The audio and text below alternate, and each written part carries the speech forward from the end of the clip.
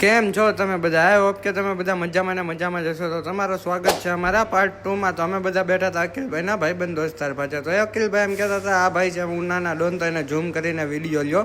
તો આપણે ઝૂમ કરીને વિડીયો લીધો હતો ને આ બધા કહે કે આપણે ઇન્સ્ટામાં રીલ મૂકવાની છે, એની માટે એક રીલ શૂટ કરી. ત્યારબાદ અમે રીલ શૂટ કરીને આગળ આવ્યા. ત્યાં બાદશાહ ભાઈ તો કરતા હતા અહીંયા ધુવાડા. તો અમે ઘડીક ઊભા રહી ગયા, ધુવાડા કરતા હતા એ જોવા માટે. ત્યારબાદ મને અરમાનભાઈ ને રિયુભાઈને લાગી હતી બહુ ભૂખ. તો હું રિયુભાઈ ને અરમાનભાઈ નીકળી ગયા ઉનાની બજારમાં જમવાની લોજ ગોતવા માટે. જમી કારવીને અમે પાછા જતા હતા દરગાહ સાઈડ. તો રિયુભાઈને તો ટાઈટ વાતી હતી. તો અહીંયા ભાઈ અમે બધા હાલીને જતા હતા, કેમ કે પબ્લિક હવે ઓછું થઈ ગયું છે. અંદર ગયા તો આ ભાઈ અહીંયા પપોડી વગાડતા હતા. તો સાંભળો તમે બધા.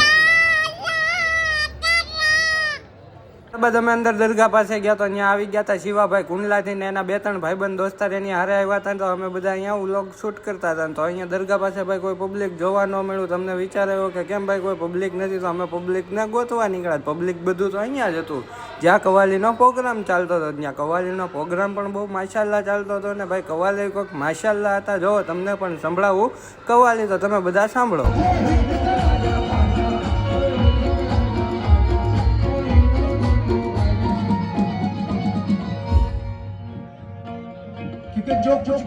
ત્યારબાદ 10-15 મિનિટ અમે કવાલીમાં ઉભા રહીને અમે નીકળી ગયા રાજુલા જવા માટે, કેમ કે અમે બધાનું સાવ બોળ પૂરું થઈ ગયું હતું. ત્યારબાદ હાઈવે ઉપર ચડાવી દીધી ગાડીને. શિવાભાઈ કુંડલાવાળાને એ પણ રાજુલાથી કુંડલા જવાના છે, એટલે એ પણ અમારી સાથે સાથે જ આવે છે. અને હરમાનભાઈ ભાઈ ગાડી કરી નાખી 120ની સ્પીડે, કેમ કે સવારે છે પહેલું રોજુ, તો આપણે રોજુ રહેવાનું છે એ માટે. ત્યારબાદ પહોંચી ગયા ફાઇનલી અમે રાજુલાને. ગાડી કાઢી લીધી ને હવે જઈએ આપણે ઘરે, કેમ કે હજી અમારે શહેરી કરવાની બાકી છે. તો આપણે ઘરે જઈને શહેરી કરીએ. ને આજનો વ્લોગ એટલો જ. વ્લોગ સારો લાગ્યો હોય તો લાઈક ને ફોલો કરતા જાજો. હવે મળશું એક નવા વ્લોગમાં. જ્યાં સુધી બધાને બાય બાય.